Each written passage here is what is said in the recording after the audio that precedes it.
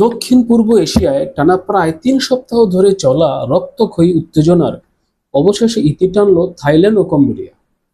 দুই দেশ তাদের বিতর্কিত সীমান্তে প্রাণঘাতী সংঘর্ষ বন্ধে একটি যুদ্ধবিরতি চুক্তি স্বাক্ষর করেছে, যা সম্প্রতি বছরগুলোর মধ্যে থাইল্যান্ড ও কম্বোডিয়া সীমান্ত সংঘাতের সবচেয়ে ভয়াবহ অধ্যায় হিসেবে বিবেচিত হচ্ছে। শনিবার দুই দেশের প্রতিরক্ষা মন্ত্রীরা এক যৌথ বিবৃতিতে এ তথ্য জানান। উভয় পক্ষই কোনো ধরনের নতুন অগ্রগতি বা সেনা চলাচল ছাড়াই বর্তমান অবস্থানে সেনা মোতায়েন বজায় রাখতে সম্মত হয়েছে। স্থানীয় সময় দুপুর থেকে এই যুদ্ধবিরতি কার্যকর হয় এবং কম্বোডিয়ার প্রতিরক্ষা মন্ত্রণালয় তা আনুষ্ঠানিকভাবে প্রকাশ করে।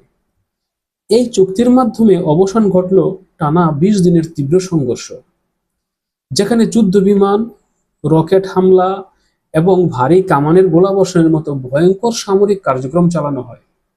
সীমান্ত জুড়ে এই সহিংসতায় দুই দেশের মিলিয়ে অন্তত ১০১ জন মানুষ প্রাণ হারিয়েছেন, আর ঘরছাড়া হয়েছেন ৫ লক্ষেরও বেশি মানুষ।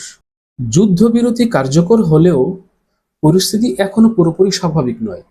সীমান্ত এলাকায় আতঙ্ক, ধ্বংসস্তূপ আর বাস্তুচ্যুত মানুষের দীর্ঘ নিঃশ্বাস এখনো জানান দিচ্ছে এই সংঘাত শুধু সামরিক নয়, এক গভীর মানবিক সংকট তৈরি করেছে।